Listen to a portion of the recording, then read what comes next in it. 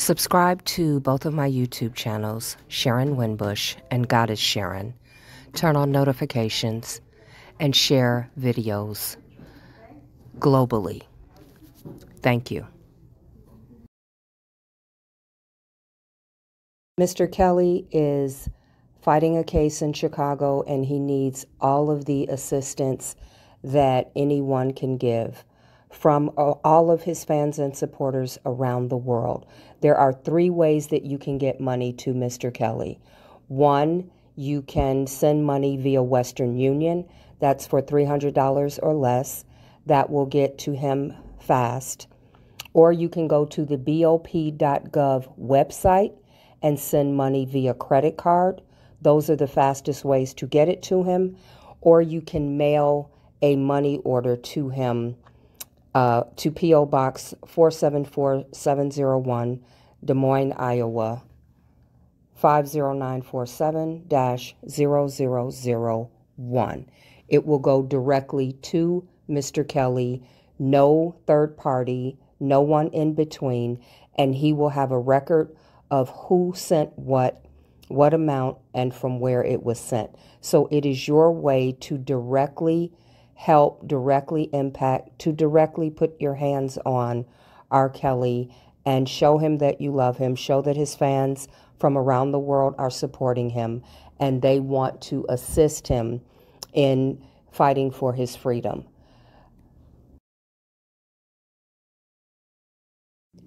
This is part 2 of Jennifer BONJEAN's motion to acquit Robert Kelly, R. Kelly, filed February 17th, 2022. D. Person Enterprise Rule. Separately, the government was required to demonstrate that defendant was distinct from the enterprise. It is axiomatic that clearly envisions that the person and the enterprise will be distinct.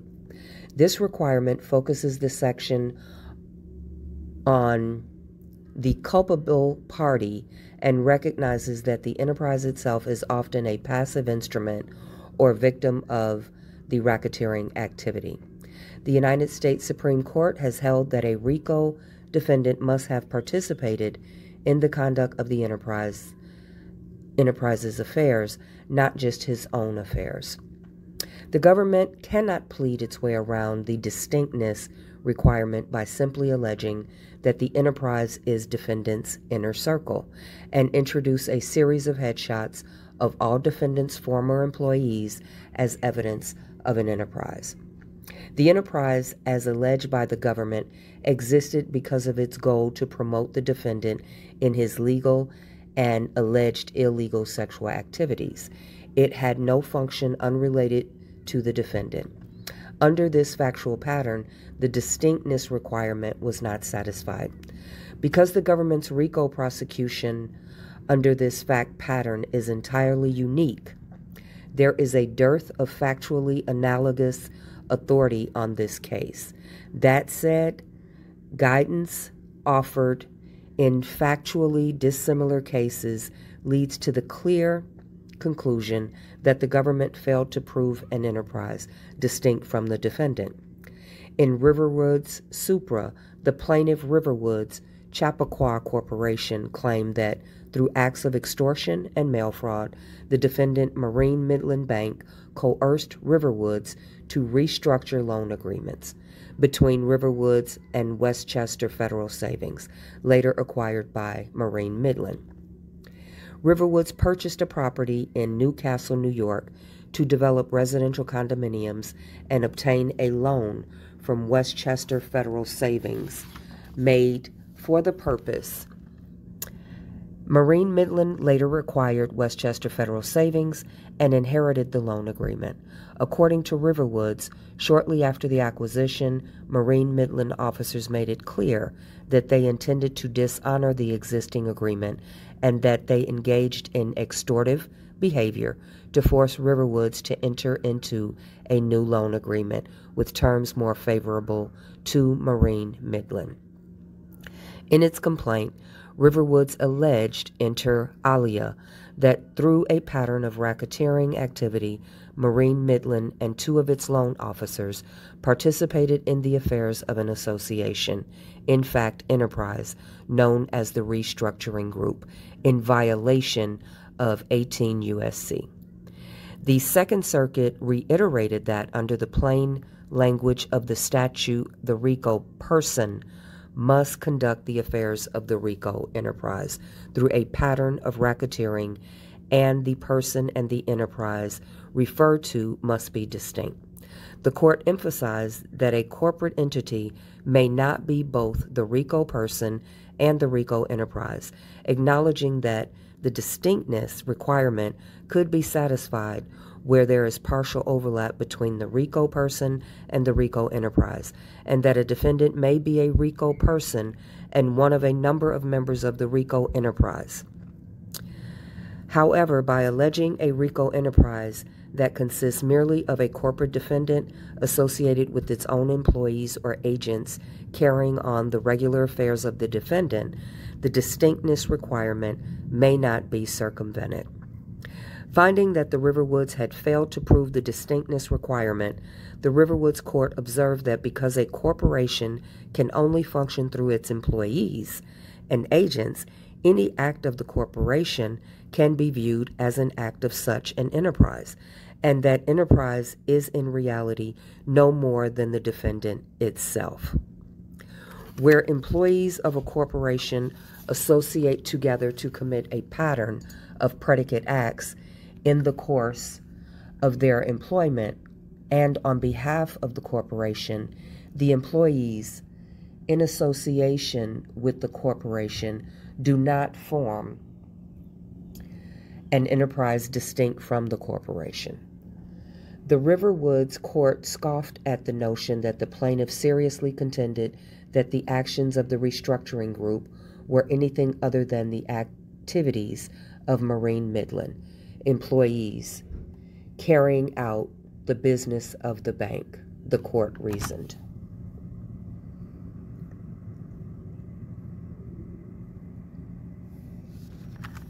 Both the allegations in the complaint and the proof at trial showed that the individual members of the restructuring group were employed by Marine Midland at the relevant times. Those employees were acting within the scope of their authority as officers of Marine Midland, and all of the actions taken by the restructuring group, such as negotiating and executing the restructured loan and exacting personal guarantees from Shapiro, were undertaken on behalf of Marine Midland and were directly related to the bank's business. The Second Circuit reached a similar conclusion in Dicon Inc. versus NICOLE. There, Dicon Inc. was a New York corporation whose primary business was to provide removal services to telephone companies. Dicon argued that the defendant NICOLE, a holding company that controlled subsidiaries NICOLE and NITEL, collectively the NICOLE defendants, conspired with AT&T Technologies to eliminate Dicon from the market removal service by defrauding the public. Dicon sued the NICOLE defendants for civil RICO, alleging that the NICOLE group, which consisted of NICOLE and NITEL, were three separate corporate persons that conducted the affairs of the NICOLE group enterprise through a number of illegal predicate acts. The Second Circuit observed that the distinctiveness requirement could not be circumvented by alleging a RICO enterprise that consists merely of a corporate defendant associated with its own employees or agents carrying on the regular affairs of the defendant.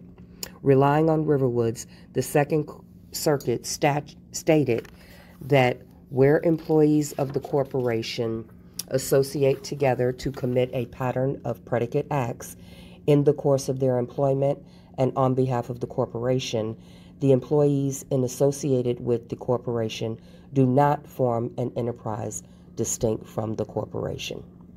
The court observed that, like the defendants in Riverwoods, NICOLE, NICOLE, and NITEL operated within a unified corporate structure, and even though they were legally separate entities, the relationship between NICOLE, NICOLE, and NITEL was not substantially different from that between the loan officers and Riverwoods in comparison to the bank. In both cases, the individual defendants were acting within the scope of a single corporate structure guided by a single corporate consciousness. Finding no enterprise distinct from the person where the defendant bank, its holding bank, and 3 employees were not associated in any manner apart from the activities of the bank. Applying the rules of foregoing cases, the government failed to prove an enterprise distinct from the defendant. By alleging a RICO enterprise that consists of defendant and his own employees/agents carrying on his affairs, namely promoting his brand, his music, and his sexual needs, the government fails to satisfy the distinctness requirement. But put differently, because the government alleged that defendant's employees associated together for no purpose other than to carry out defendant's needs, including his illegal sexual activity, the employees did not form an enterprise distinct from defendant. Defendant and the alleged enterprise were one and the same. The government failed to prove that the so-called enterprise's activities affected interstate commerce.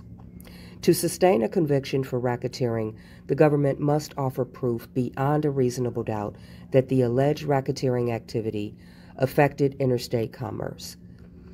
Section 1962C declares that it is illegal for any person employed by or associated with any enterprise engaged in or the activities of which affect interstate or foreign commerce to conduct or participate directly or indirectly in the conduct of such enterprises' affairs through a pattern of racketeering activity. This provision anchors the Act to Article 1 congressional power by incorporating an affecting interstate commerce requirement. The United States Supreme Court has determined that an enterprise is engaged in commerce when it is directly engaged in the production, distribution, or acquisition of goods or services in interstate commerce. However, consistent with the liberal construction clause of the RICO Act, some courts have held that the racketeering activity of the enterprise need only have a de minimis effect on the interstate commerce. This court instructed this jury, consistent with the view of that government, that the government need only prove that beyond a reasonable doubt that the enterprise had a minimal effect on interstate commerce. This court further instructed the jury that it is not necessary for the government to prove that the individual racketeering acts themselves affected interstate or foreign commerce. Rather, it is the enterprise and its activities considered in their entirety that must be shown to have had that effect. No source was provided for this specific statement of law. Assuming the government was only required to prove that the enterprise had a de minimis effect on interstate commerce, the government failed to establish that element by proof beyond reasonable doubt. Because the existence of the enterprise in this case hinges on the specific activity of promoting defendant's illegal sexual activity rather than promoting his music, the government was required to prove that those racketeering acts affected interstate commerce. Courts have held that to satisfy RICO, only the enterprise and not the predicate acts themselves must affect interstate commerce. However, that is only where their nexus between the objective of the enterprise and the charged racketeering activities. While the government may and did argue that defendant's activities centered around promoting and performing his music affected interstate commerce, the charged racketeering acts are untethered to those activities. The government cannot end-run the affecting commerce requirement by claiming an economic purpose of the enterprise that has no connection to the charged racketeering activities. The government's ability to prove an enterprise turns on its claim that the purpose of the enterprise was to promote defendants' illegal sexual activities and create pornography, albeit for his own personal purpose or his own personal use. Thus, the government does have to prove that those activities affected interstate commerce.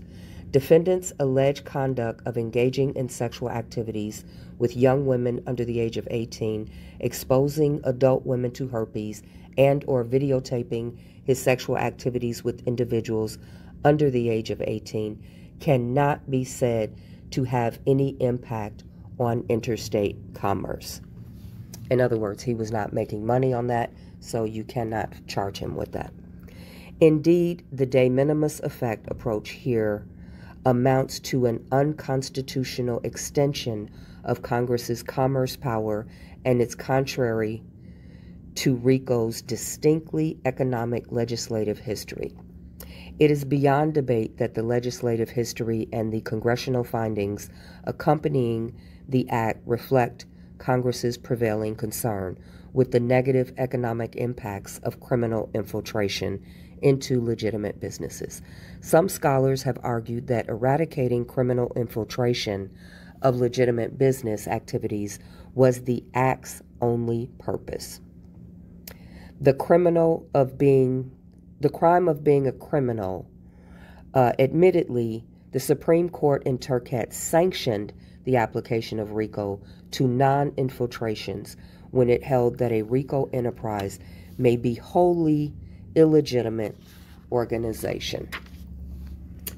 Scholars have observed that the Turcotte marked an expansion in RICO's prosecutions, D'Angelo Frank, street gangs and the outer limits of RICO's affecting commerce requirement. D'Angelo writes, the first wave of expansion extended RICO in the areas of government and corporate corruption. During the 1980s, federal prosecutors used RICO to prosecute corrupt corporate officers, state officials, and judges. A second wave saw prosecutors use RICO to prosecute violent gangs. Until the late 1980s, murder was rarely prosecuted in federal court, but since then, federal prosecutors have used RICO to bring down murderous motorcycle.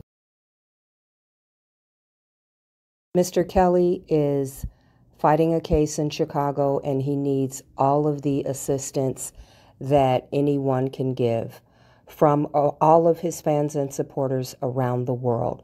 There are 3 ways that you can get money to Mr. Kelly. 1, you can send money via Western Union.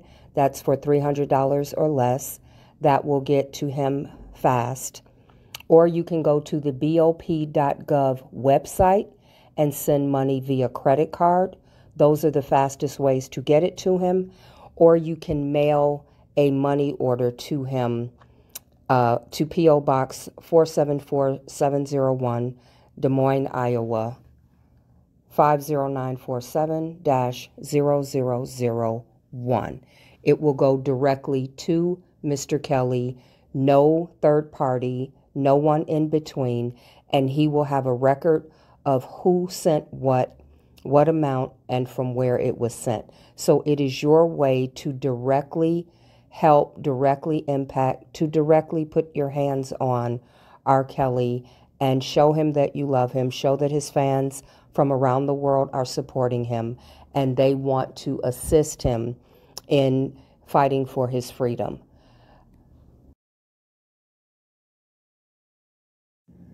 White supremacist groups and ethnic street gangs. As D'Angelo points out, in most of these types of cases, RICO's commerce requirement was easily satisfied. In all of those scenarios, an economic motive was driving the racketeering activities. In contrast, here, the alleged enterprise, in this case, had the objective of ensuring that defendants' sexual desires were satisfied. There was no economic motive driving these activities. Robert couldn't make money on the alleged crimes that he's being accused of. The government's proof did not establish a pattern of racketeering. The government must also demonstrate a pattern of racketeering activity by proving at a minimum 2 predicate racketeering acts that occurred within 10 years of one another. Proof of the 2 predicate acts is not sufficient to satisfy its burden of proof.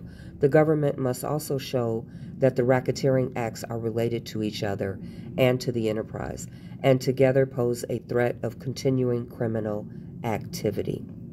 Predicate acts must bear a relationship to each other that manifests the continuity required to prove a pattern.